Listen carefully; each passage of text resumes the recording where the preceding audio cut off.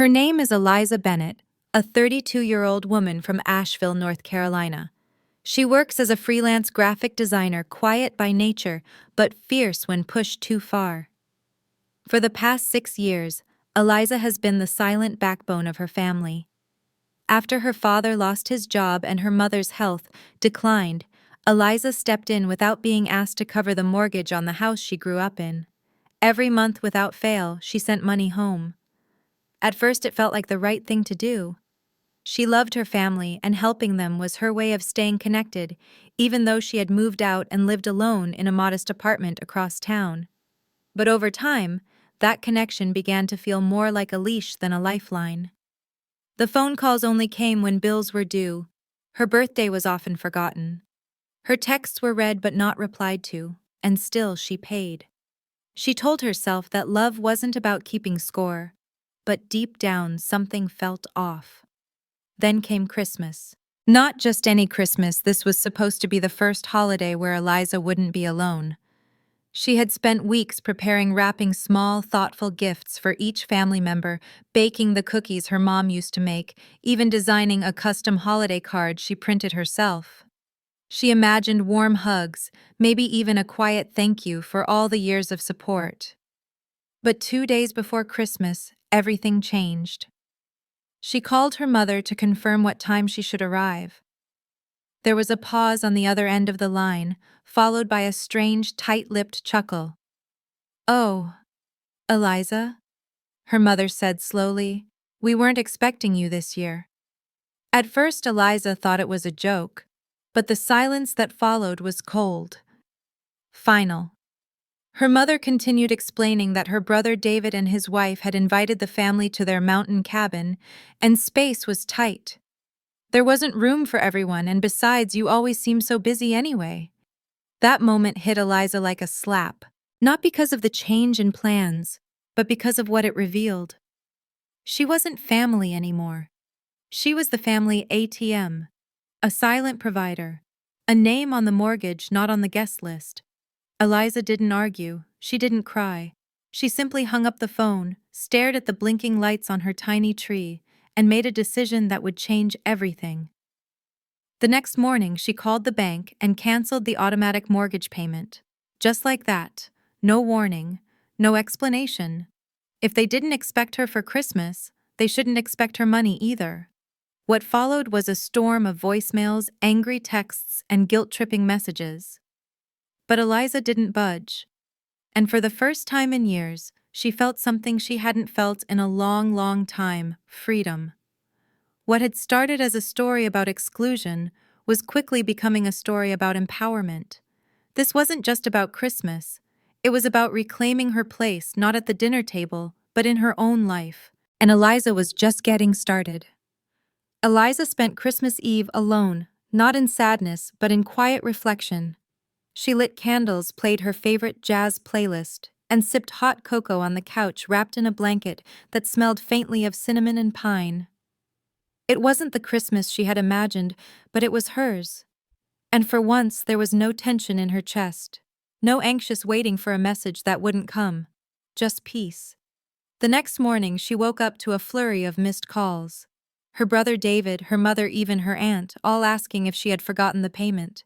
Her mom's voice trembled in one voicemail, pretending to be confused. There must be some mistake, right? But Eliza didn't respond. Instead, she opened her laptop and pulled up her budget spreadsheet, something she hadn't looked at in months. She stared at the numbers. For years, almost a third of her income had gone to the family home. That money could have been used for her own dreams, moving to a better apartment, taking a real vacation, maybe starting her own design business. Slowly, the reality settled in. She had been putting herself last for so long that she forgot what it felt like to choose herself. That morning, Eliza did something bold. She emailed the bank and asked for a full report on the house. She wanted to know exactly what had been paid and where the mortgage stood. The answer shocked her. Not only had she been covering the bulk of the payments, but her name had never even been added to the property deed. It was still fully under her parents' names. She had no legal ownership, no rights, nothing. Just a history of quiet giving. Eliza laughed, not out of bitterness, but clarity. It was the final push she needed. That same week, she sent her family a calm but firm message. She explained that she would no longer be contributing financially to the house. No fights, no drama, just a clear boundary. The reactions were loud, especially from her brother David. He accused her of being selfish, of abandoning the family during a hard time. But Eliza didn't let it rattle her. She had spent years bending herself into someone they wanted. Now she was standing up straight, and oddly enough, it felt good. It felt real. For the first time in years, she started thinking about what she wanted, not out of guilt, but out of hope. And that small shift, that one brave moment of saying no, began to open doors she never thought possible. Eliza didn't expect instant change after she pulled back. In fact, things got quieter. Much quieter. The group chats her family used to spam with daily photos and updates went silent for days. No one checked in. No one apologized. It stung, but it also gave her space she didn't know she needed. She began filling her weekends with long walks through the park, taking herself out for brunch, and exploring parts of the city she'd never had time for. It was strange how liberating it felt to have no one demanding her attention. No guilt-tripping messages dragging her back into the same cycle of obligation. For the first time in years, she started sketching again. Her old sketchbook had been tucked away at the bottom of her closet, half finished and forgotten. Now, every evening she sat by her window, pencil in hand, letting her ideas flow without judgment. She didn't draw for anyone but herself. And that was more healing than she expected. One afternoon, while browsing a local bookstore, Eliza noticed a flyer for a small community art exhibit. Without overthinking, she signed up. The theme was starting over. She almost laughed at how perfectly it fit. The night of the exhibit, she stood in front of her piece, a soft, emotional drawing of a woman walking through a snow-covered path, leaving heavy footprints behind her. It was simple, but it was honest. A few strangers came up to compliment her work, and one of the organizers even asked if she'd ever considered teaching a beginner's class. Eliza blinked in surprise. It hadn't crossed her mind in years, but maybe it was time to think about what else she could do with her creativity. Then came the message from her cousin Rachel. It was short. "Hey, I heard what happened. Just wanted you to know I see you. And I'm proud of you." Eliza hadn't expected anyone from her extended family to speak up, but that one message brought tears to her eyes. Not because she needed validation, but because it reminded her she wasn't invisible. Not everyone saw her silence as betrayal. Some recognized it as strength. A week later, Rachel invited her to a New Year's brunch with a few friends. It was casual, warm, and completely pressure-free. Eliza almost said no out of habit, but then she paused. Maybe this year didn't have to start with loneliness. Maybe this year could begin with something new. At the brunch, surrounded by unfamiliar faces and soft laughter, Eliza realized something she didn't miss: the version of her life that revolved around pleasing people who never saw her. She missed herself, the curious, creative woman who once believed her voice mattered, and now she was getting her back. That realization was more than just emotional, it was powerful. And slowly, the pieces of her new life started falling into place, not because she forced them to, but because she finally made room for them. A few months passed, and Eliza's world continued to shift in small, meaningful ways. Her days were quieter, but fuller.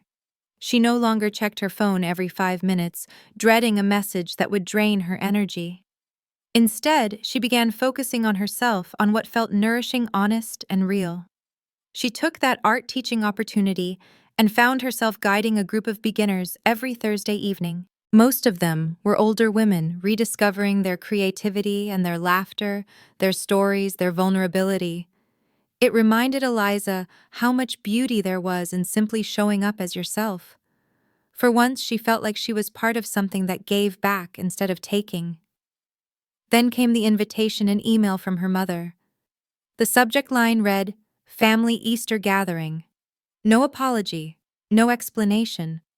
Just a forwarded invite as if nothing had happened. Eliza stared at the screen for a while. Her heart didn't race the way it used to. She didn't feel anger or sadness, just a deep, quiet clarity. She didn't need to go. She didn't need to prove anything. She no longer craved a seat at a table that only offered her conditional love. So she closed the email, stood up, and stepped outside for a walk. The spring air was soft against her skin, and the trees were just beginning to bloom. That felt more like family to her than any forced gathering ever had. Over time, a few more relatives reached out, not many, but enough. Some said they missed her. Some pretended nothing ever happened. She responded politely when she felt like it, and not at all when she didn't. Setting boundaries wasn't about building walls.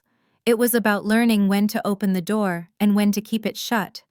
And Eliza was finally learning to trust herself with that decision. One afternoon, she walked past a small cafe and saw a help wanted sign taped to the window. Something about it made her stop. She walked in, asked about the position, and by the next week she was working part-time behind the counter. It wasn't glamorous, but it was grounding.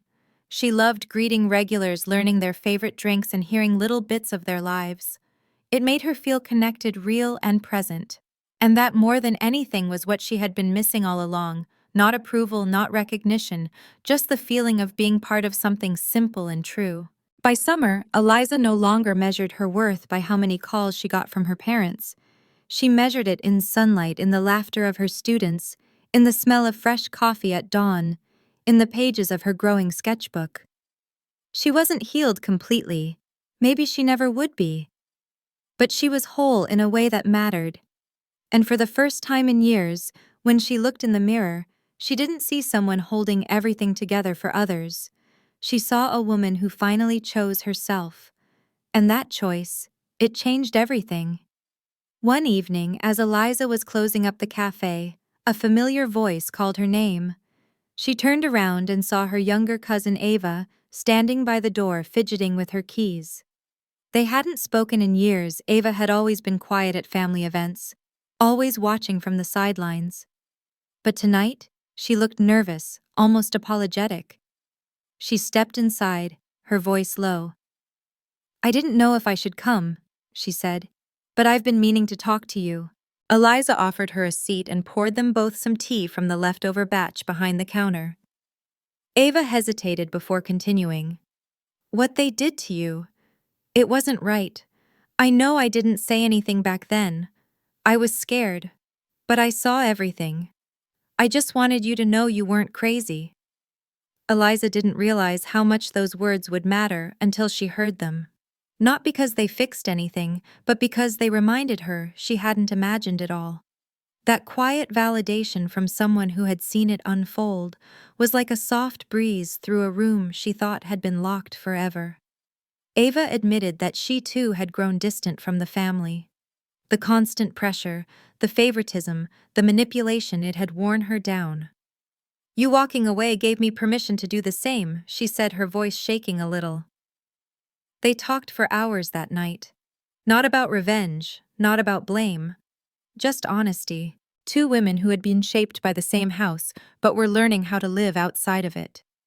After that night, something shifted again in Eliza. Not everything needed fixing. Not every door needed to be closed with a bang. Some just needed to be left behind quietly. She didn't seek out her parents. She didn't respond to her dad's random texts about family updates or her mom's occasional guilt-laced messages. Instead, she poured herself into the small world she was building: her Thursday night art class, her morning coffee shifts, her weekend hikes, and now the unexpected friendship blooming with Ava. One Saturday, Ava joined Eliza's class, and they laughed like sisters who had finally found each other. The other women welcomed her easily, and for the first time in a long while, Eliza felt the warmth of belonging, not the forced kind, but the chosen kind. She didn't need her family's approval to feel worthy anymore. Her life wasn't perfect, it wasn't dramatic, but it was hers. And that quiet ownership felt more powerful than anything she'd ever fought for. The holidays came again, but this time there was no dread. Eliza hosted a small gathering with a few friends, some neighbors, and Ava. They cooked together, played music, and danced barefoot in the kitchen. No fancy gifts, no cold silences. Just connection. Just peace. And as she looked around her tiny apartment full of life and light, Eliza realized she hadn't lost a family, she had built one. One that saw her, heard her, and held her exactly as she was. One rainy afternoon, while Eliza was organizing invoices behind the cafe counter, her phone buzzed with a message that made her stomach turn. It was from her older brother Liam. He never reached out unless something was wrong or about to be. The text was short. "We need to talk. It's about Mom." Against her better judgment, Eliza replied, agreeing to meet him the following evening at a neutral spot, a small diner halfway between their neighborhoods. She told herself it was just a conversation, nothing more. But her chest felt tight the entire next day. When she walked into the diner, Liam was already seated with 2 mugs of coffee on the table. He looked older than she remembered, tired, thinner, and yet still carrying that quiet superiority that had always shadowed him. They made small talk for a minute before he got to the point. "Mom's been asking about you. She wants to see you." Eliza didn't respond immediately. Instead, she stirred the sugar into her coffee, slowly letting the silence stretch. "Why now?" she finally asked. Liam shrugged, avoiding her eyes. "She's sick. Not dying, but not well. And Dad, he's not handling it great. I guess they're realizing things could have gone differently." Eliza blinked, trying to make sense of what she felt. Guilt, maybe. But mostly numbness. Did she ask for me because she misses me? Or because she needs something from me again? She said, her tone calm but sharp. Liam didn't answer. He just looked at her as if hoping she'd volunteer herself once more, like she always used to. But Eliza wasn't that woman anymore. She didn't owe anyone her peace. Still, the days after that conversation were heavy. Not because she longed to return, but because grief isn't always about missing people. Sometimes it's about letting go of the hope that they'll ever change. Eliza walked through the next week in a fog, unsure of what the right thing was. She spoke to Ava, who listened without judgment. "Whatever you decide," Ava said softly, "make sure it's for you, not for the version of you they remember." On Sunday, Eliza made a quiet choice. She wrote a letter. Not to rekindle anything, but to speak the truth one last time. In it, she told her mother about her life now.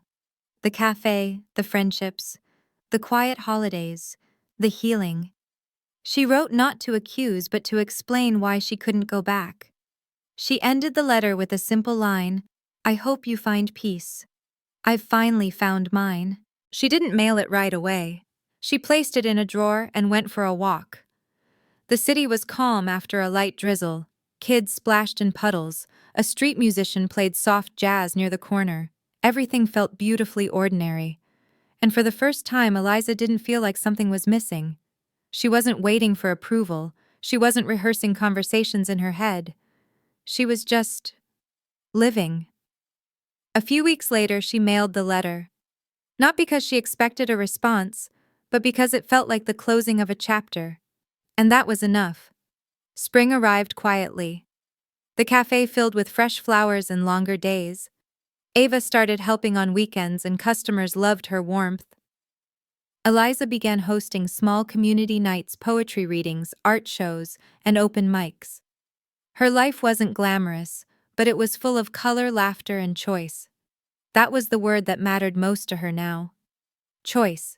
She chose her boundaries. She chose her circle. She chose herself. And in that choice, she finally felt free.